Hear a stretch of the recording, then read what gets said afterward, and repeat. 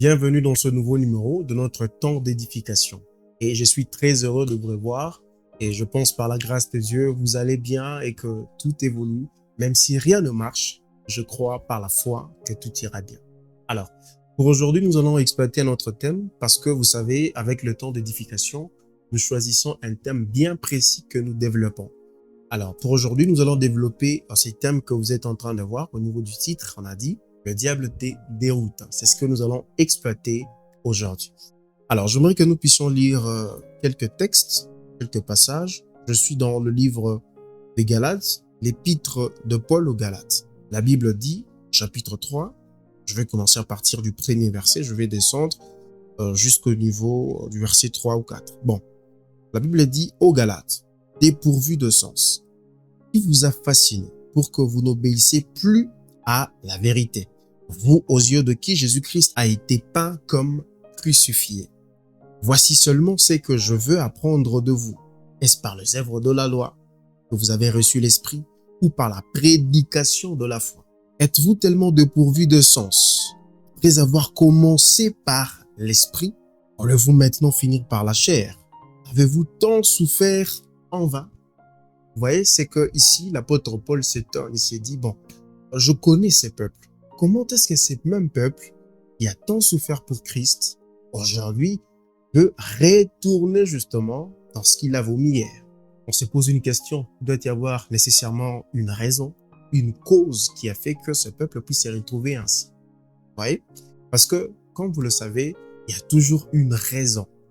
Il y a toujours une cause première qui fait en sorte que les événements puissent se suivre. Vous savez, aujourd'hui, il y a même la théorie de Big Bang parce que l'homme veut connaître l'origine du monde, l'origine de l'univers. L'homme s'est dit, bon, dans la théorie de Big Bang, il y a eu une explosion originelle, on appelle Big Bang.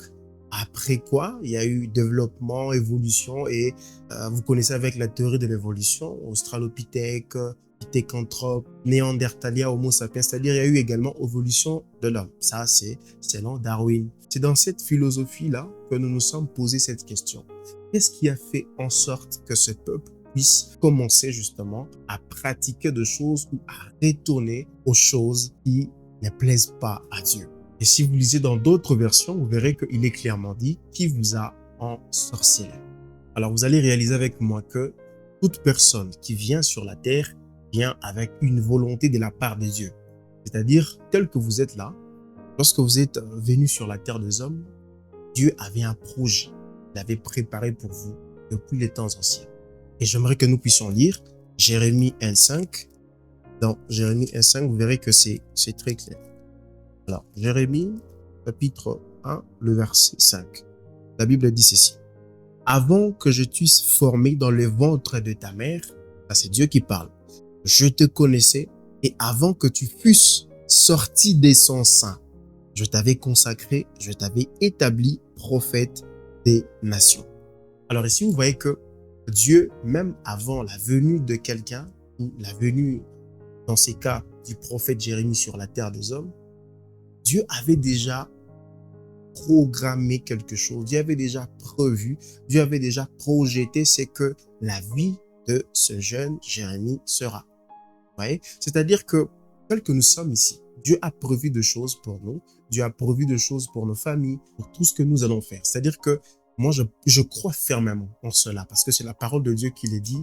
Dieu a formé des projets, sinon même Jérémie, des projets de bonheur et de paix, et non de malheur. Vous voyez? C'est-à-dire que lorsque nous venons sur la terre des hommes, nous venons avec une volonté de la part de Dieu, fixée dans les temps.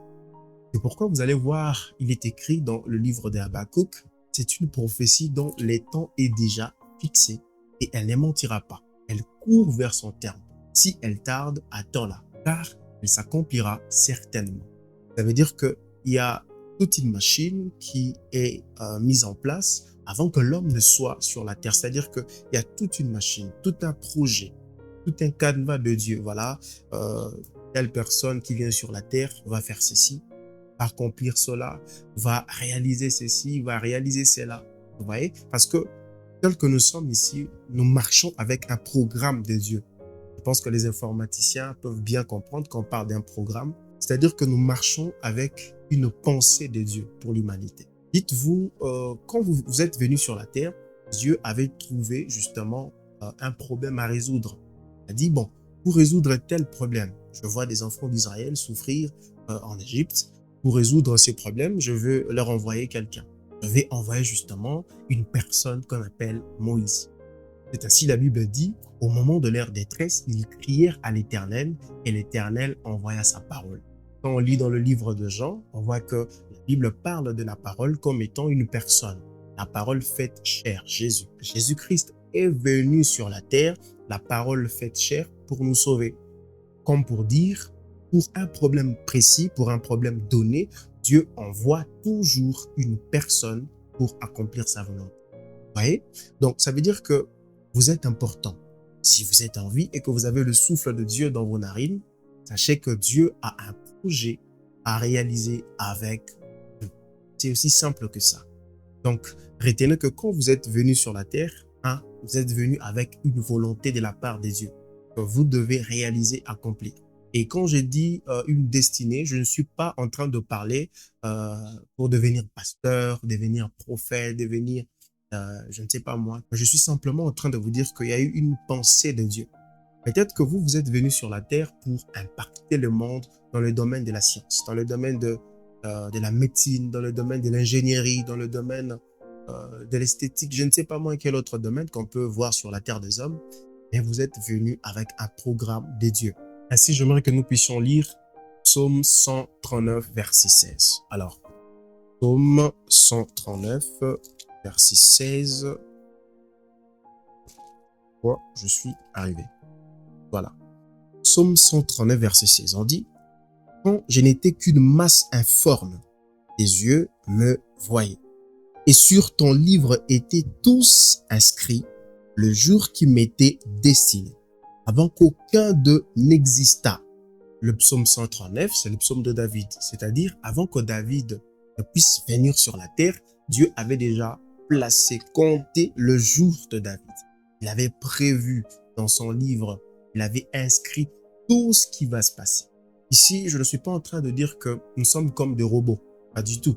Je ne dis pas que nous sommes comme des personnes, comme des marionnettes. Pas du tout. Je dis simplement que nous venons sur la terre avec une volonté de la part du Créateur que nous devons réaliser. Et pour la réalisation de cette vision, de cette pensée que Dieu a posée, a déposée dans notre esprit, nous serons confrontés à des problèmes. Nous serons confrontés à des combats. Pourquoi? Parce que l'ennemi veut que la volonté de Dieu ne puisse pas s'accomplir. Donc, vous êtes venus avec une volonté de la part du Créateur que vous devez accomplir. Mais qu'est-ce que le diable va faire? Il va essayer de vous dérouter. Alors, on va voir maintenant qu'est-ce qu'on appelle dérouter. Alors, nous allons voir quelques définitions. Premièrement, je suis dans Larousse. Larousse dit ceci. Dérouter veut tout simplement dire modifier en cours de route l'itinéraire prévu ou normal d'un véhicule. Juste un exemple. C'est-à-dire ici, on est en train de faire allusion à un véhicule qui est en train de rouler sur une route. Et qu'est-ce qu'on va faire? On va essayer de dérouter. Si je peux me permettre de dire, on va essayer de changer la trajectoire, la direction du véhicule. Deuxième définition de Larousse aussi, dictionnaire Larousse, on dit empêcher quelqu'un, quelque chose d'aboutir en le mettant sur une mauvaise voie. C'est-à-dire vous étiez sur une bonne voie, tu étais sur une bonne voie et le diable, qu'est-ce qu'il va faire? Il va te prendre sur une bonne voie et il va essayer de te déplacer pour te poser sur une mauvaise voie. Vous quittez une voie A pour une voie B, ce n'est pas une bonne voie selon Dieu. Ça, dérouté. C'est comme si on change la trajectoire de tes pensées, la trajectoire des pensées de Dieu, la trajectoire de ce que Dieu a prévu. Je crois qu'on se fait comprendre parce que tout à l'heure, je vous ai dit que vous êtes venus sur la terre avec une pensée.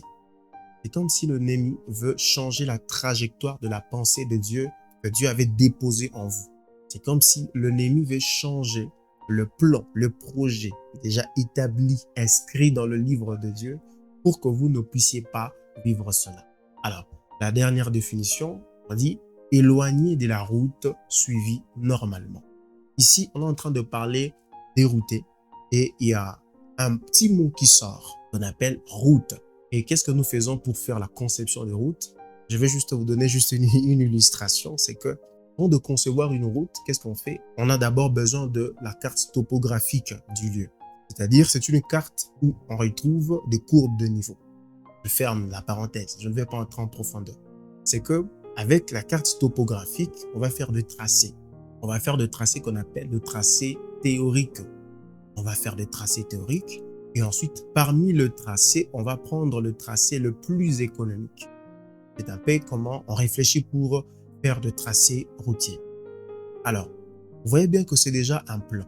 Parce que ici, on parle d'une route, d'une pensée, d'une chose que Dieu a déposée, d'un travail que vous devez réaliser pour Dieu. C'est-à-dire, dès le départ, Dieu avait déjà tracé une route. Dieu avait déjà réfléchi. Si je veux le dire, dans le terme d'ingénieur que je viens de dire tout à l'heure, Dieu avait vu la carte topographique de ta vie. Il a dit, bon, par rapport à la carte topographique de Nathan, je vois que, voilà, ici, il y a des montagnes. Alors, ici, il y a une grande montagne. Qu'est-ce que je vais faire? Je dois tracer la route comme ça, je dois tracer comme ça. Bon, ici, il y a un obstacle, je dois faire ceci. C'est-à-dire, c'est une pensée réfléchie. Ensuite, il a observé parmi le tracé routier. Il s'est dit, bon, celui-ci, c'est le meilleur, plus économique. Pour lui, il saura. Parce que je le dis toujours, avant que Dieu puisse te placer dans un travail, avant que Dieu puisse te prouver, parce que Dieu éprouve, le diable tente. Avant que Dieu puisse te prouver, il te place sur une balance pour voir ton poids. Il ne peut pas t'éprouver au-delà de tes forces. C'est pourquoi il va regarder. Parmi le tracé routier qu'il a réalisé pour ta vie, il va prendre les meilleurs, compatibles avec ton endurance. Et il va dire, bon, sur ces tracés, je pense qu'il saura faire cette route. Alors, lorsqu'on est en train de construire, par exemple, un pont, la circulation routière va être déroutée vers une autre voie provisoire pour permettre à ce que le travaux puisse évoluer. Vous voyez? C'est-à-dire que lorsqu'on conçoit ou on réalise un projet, par exemple, d'un pont, c'est juste un exemple, qu'est-ce qui va se passer? On va dérouter la circulation routière vers une autre route provisoire pour que les travaux puissent évoluer. C'est un peu ça l'idée qu'on parle de dérouter, c'est-à-dire on vous prend d'une voie U pour vous placer dans une autre voie B. Alors, je demande que nous puissions maintenant voir le stratégie. J'ai eu à regrouper 4 stratégies que le diable utilise justement pour te dérouter. Alors, la première stratégie, qu'est-ce que le diable fait? Il déforme la vérité pour s'aimer la confiance. Alors, dans Genèse chapitre 3, le verset 1, on va très bien comprendre. Là, on voit le diable qui sème le doute. Genèse chapitre 3, ici, le verset 1. Les serpents étaient les plus rusés de tous les animaux de champ que l'Éternel avait fait. Il dit à la femme, Dieu a-t-il réellement dit, vous ne mangerez pas de tous les arbres du jardin? C'est-à-dire ici, le diable pose encore la question à Ève. La question, vous savez, quand on vous donne par exemple un ordre, on vous dit, voilà, je vais donner un exemple simple, vous n'allez pas toucher ce téléphone. Si vous touchez ce téléphone, vous serez malade. Et il y a une autre personne qui arrive et qui vous dit, voilà, vous pensez vraiment, réellement, parce que j'aime ce que la Bible dit, il dit à la femme, Dieu a-t-il réellement? C'est-à-dire, il est en train de faire douter Ève. On vous pose une question pour vous faire douter. Quelqu'un peut vous poser une question justement pour vous amener à la raison et une autre personne peut vous poser une question pour vous dérouter. C'est ce qui se passe ici. L'ennemi, le diable, vous pose une question, pose à Ève cette question. Est-ce que Dieu vous a dit réellement, réellement, vraiment, des vrais, vraiment, vraiment? Est-ce que si vous mangez ce fruit, vous serez ceci, vous deviendrez cela? Cela sème la confusion. C'est le travail du diable. Quand le diable veut vous dérouter, il viendra vers vous. Il vous dira, bon, cher ami, je vois ici, Dieu a dit à ton sujet, voilà, tu auras ceci en telle année, tu feras ceci en telle année, tu auras cela en telle année, voilà, ta vie sera rose, voilà, voilà. Bien que je vois également des épreuves, est-ce que tu penses vraiment ce que Dieu a écrit ici, c'est vrai pour toi? Est-ce que tu penses vraiment ce que la Bible dit ici à ton sujet est vrai? C'est ce qu'il a fait à Jésus. Quand vous lisez dans le livre de Matthieu, vous vous rendrez compte que le diable rétorque. tu parles, il est écrit. Le diable prend également la parole et il dit, voilà, il est également écrit pour s'aimer la confusion, le doute dans le cœur de la personne de Jésus. La parole faite chair. C'est ça le travail du diable. Il veut s'aimer le doute, la confusion. Je reviens à cet exemple. C'est-à-dire, il vous dit, voilà, est-ce que tu penses vraiment ce qui est dit ici dans la Bible à ton sujet est vrai? Est-ce que tu penses vraiment que ce qui est présenté ici comme réalité est vrai à ton sujet? Est-ce qu'il n'avait pas menti par hasard?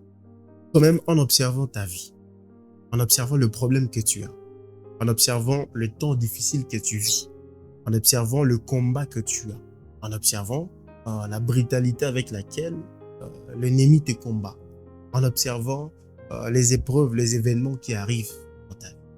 Pense vraiment ce qui est écrit ici. Ça, c'est l'ennemi, le diable qui te parle comme ça. Est-ce que tu penses que c'est vrai? À la fin, si tu n'es pas fort, si tu n'es pas enraciné, tu vas tomber. J'ai aimé la réponse de Jésus. À la fin, lorsque le diable lui dit, voilà, adore-moi, prosterne-toi, je te donnerai le royaume. Il lui a montré le royaume. Il dit, voilà, tout ceci est sous mon contrôle, est sous ma domination. Parce que la Bible dit dans 1 Jean que nous sommes de Dieu et nous savons que le monde entier est sous la puissance du malin. Il avait raison quand il disait qu'il avait l'autorité puisque pour le moment, le monde est sous la domination du malin. Alors, Jésus va le dire, il est écrit, tu ne te prosterneras que devant ton Dieu. Il s'est retiré directement.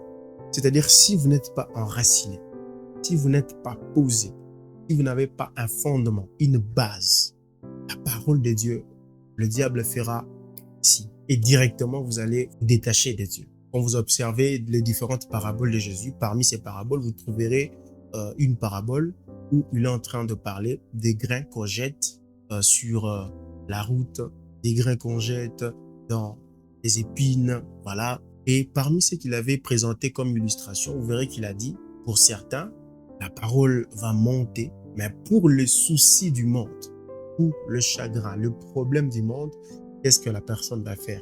Va abandonner. Alors, la Bible dit encore, qui par ses soucis peut rajouter une seule coudée à la durée de sa vie? Qui est cette personne? Peu importe ses combats, ses préoccupations, ses temps difficiles, peut rajouter une seule coudée à la durée de sa vie. Cette personne n'existe pas. Et j'aimerais que nous puissions voir maintenant la deuxième stratégie. La deuxième stratégie, il te décourage et te pousse à oublier tout le bienfait de Dieu. Il te décourage et te pousse à oublier tout le bienfait de Dieu. Je vais lire 1 Roi chapitre 19, le verset 4. La Bible dit, pour lui, il alla dans le désert où après une journée de marche, il s'assit sous un genêt et demanda la mort en disant, c'est assez. Maintenant, Éternel, prends mon âme, car je ne suis pas meilleur que mes pères. La personne qui est en train de dire, de prononcer ces paroles, c'est le grand prophète Élie. Élie de Tishbite, parce que dans la Bible, il y a des Élie, il y a Élie le sacrificateur, il y a aussi Élie le Tishbite, l'un des habitants de Galade. Alors, je parle justement de Élie le Tishbite, dont on parle un roi, parce que Élie le sacrificateur, c'est dans 1 Samuel. Alors, ici, Élie le Tishbite, dans le chapitre précédent, justement qui viennent avant le chapitre 19, vous verrez que Élie a accompli de grandes choses. Sur le mont Carmel, il a fait descendre le feu. Ensuite, il a décapité le prophète de Baal. Et c'est le même Élie dans chapitre 19 qui va dire c'est assez. Alors, qu'est-ce qui peut pousser une personne à dire ces choses? Premièrement, c'est la fatigue. C'est-à-dire Élie a senti la fatigue, il a fui Akab et se sent de sécurité, il se sent abattu, il se sent, je ne sais pas moi, désespéré. Et pendant ce moment compliqué, il va dire à Dieu, Seigneur, en tout cas, pour moi, c'est assez. J'ai vu beaucoup de problèmes et c'est assez. Peut-être que c'est ta parole. Peut-être que tu te poses cette question. Tu te dis sincèrement que peut-être que le combat que j'ai, je pense que c'est assez. Qu'est-ce que je dois faire? Je dois abandonner. Et c'est justement à ces moments-là que le diable entre en action. Le diable joue sa partition. Parce qu'il s'est dit, voilà, le moment est venu pour que je puisse souffler dans son oreille, lui proposer quelque chose afin qu'il puisse abandonner Dieu. C'est dans ces moments que le diable vient et vous dit, voilà, ma cher ami, je pense que je peux te donner ce que tu cherches. Et voilà, euh, abandonne d'abord la personne que tu es en train d'adorer. Abandonne d'abord, c'est Dieu que tu es en train de vénérer. C'est comme si le diable voit le souci que tu as. Il n'est pas omniscient. Il ne voit que ce que tu lui montres. Quand il va constater cela, qu'est-ce qu'il va faire? Il va venir avec ses propositions. Il va chercher à te dérouter. Parce qu'il y a beaucoup de personnes aussi qui sont déroutées du chemin de Dieu, qui sont déroutées de la bonne voie, du droit chemin, à cause de cette phrase, c'est assez. Parce que peut-être la personne peut se dire, voilà, si je ne t'ai pas appelé à faire ceci, si je ne t'ai pas appelé à accomplir cela, ça allait peut-être bien se passer. Et je pense que c'est assez, ça doit cesser. Prends-moi maintenant, prends mon âme. Et ce qui est pire, c'est que Élie a oublié tout ce que Dieu a accompli avec lui. Élie a oublié qu'il venait de faire descendre le feu. Il a oublié qu'il a accompli de grandes choses. Et pour un combat, pour une épreuve, de plus, Élie lâche. C'est une stratégie de l'ennemi. Donc, retenez cette deuxième vérité, cette deuxième stratégie, c'est que le diable vous poussera à dire c'est assez. Il est vrai que la nature humaine peut être découragée, c'est tout à fait normal et logique. Mais oubliez le bienfait de l'Éternel à cause d'une épreuve ou d'un problème qui arrive, là, s'éloigner du bon ou du droit chemin. Il te présente des alternatives. C'est-à-dire quoi? C'est-à-dire que l'ennemi, le diable, pour compléter simplement ce que j'étais en train de dire tout à l'heure, va venir avec deux alternatives pour te proposer. Ce qu'il a fait à Jésus. Il dit à Jésus, voilà, je sais que tu es fils de Dieu, adore-moi, je te donnerai, prosterne-toi, je te donnerai tout le royaume. Mais Jésus savait une réalité. Il savait que la gloire était destinée à la personne qui fera ce travail. C'est ainsi à la fin. Quand vous lisez dans le livre de Jean, vers la fin, vous verrez que la Bible dit, Père, je fais mon travail, alors glorifie-moi. Jésus ne dit pas, s'il te plaît, Père, est-ce que tu peux me glorifier ou pas? Il dit, je fais ce que je t'ai censé faire, alors glorifie-moi. C'est comme un ordre. Il avait le droit parce qu'il a fait ce travail. Il dit, glorifie-moi, Père. Ici, le diable, dans Matthieu chapitre 4, il est en train de proposer à Jésus une gloire éphémère. Mais Jésus-Christ savait la gloire qui était derrière la mort. Il savait la gloire qui était derrière les peines, le fardeau qu'il transportait. C'est pourquoi, après avoir réalisé un travail impeccable, il avait le droit de dire à son Père, Père, glorifie-moi. Et non pas, s'il te plaît, Père, glorifie-moi. C'est une vérité très, très réelle. Ne vous en faites pas, il viendra toujours pour vous présenter ou pour te présenter des alternatives. Parce qu'il viendra te dire, cher ami, ça tarde. Tu as prié, tu as jeûné, tu as fait tout ce que Dieu t'a dit de faire. Est-ce que tu vois vraiment ce qu'il t'a promis? Est-ce que tu parles de tes doigts, ce qu'il t'avait dit? Est-ce que tu vis vraiment ce que Dieu t'avait promis? Est-ce que tu vis sincèrement? Vous voyez? C'est-à-dire qu'il viendra avec cette philosophie, cette façon de penser pour simplement vous dérouter du droit chemin. Enfin, j'aimerais que nous puissions voir la quatrième stratégie pour clôturer ces moments. Alors, j'ai dit ceci, le diable ne te détache pas du cep. Le cep, c'est Jésus, le tronc. Nous sommes le sarment. Mais il te donne des outils nécessaires pour te détacher toi-même du cep. C'est-à-dire, ça c'est la main de Dieu. Dieu te tient. Et le diable n'a aucun pouvoir pour te détacher de la main de Dieu. Jamais. Il n'a reçu aucun pouvoir à ces sujets. Il est vrai qu'il a une puissance, une domination, comme dit le livre de 1 Jean. Cependant, le pouvoir de te détacher de la main de Dieu, il n'en a pas. Qu'est-ce qui va se passer? Il va venir te proposer des outils nécessaires pour que toi-même tu puisses te détacher de Dieu. C'est là où la Bible dit dans le livre d'Éphésiens, chapitre 4, le verset 27, « Ne donnez pas accès au diable ». C'est-à-dire, une fois que vous donnez accès au diable, à l'ennemi, il va facilement te proposer des outils pour que toi-même, tu puisses te détacher de Dieu. C'est comme quelqu'un qui sait qu'il n'a pas le pouvoir de te détacher de quelque chose et que la seule personne capable de te détacher de la chose, c'est toi-même. Qu'est-ce qu'il va faire? Il va prendre des outils, voilà le marteau, voilà le marteau-piqueur. Détache-toi de celui-là, détache-toi de celui-ci pour que tu puisses venir vers moi et on va travailler ensemble. Parce qu'il sait, il n'a pas ce pouvoir-là, mais il te poussera, il te donnera des outils nécessaires pour que tu puisses te détacher des dieux. C'est ça la réalité. Alors je pense que si nous comprenons ces différentes stratégies de l'ennemi, nous n'allons pas nous éloigner du droit chemin. Alors je pense que nous avons compris, pourvu que nous puissions mettre en pratique selon les saintes écritures et que nous soyons rattachés au vrai cep. Peu importe la stratégie du diable, il va utiliser pour nous dérouter. Restons fermes. Alors je vous dis merci d'avoir suivi cette vidéo. Je vous dis à très bientôt.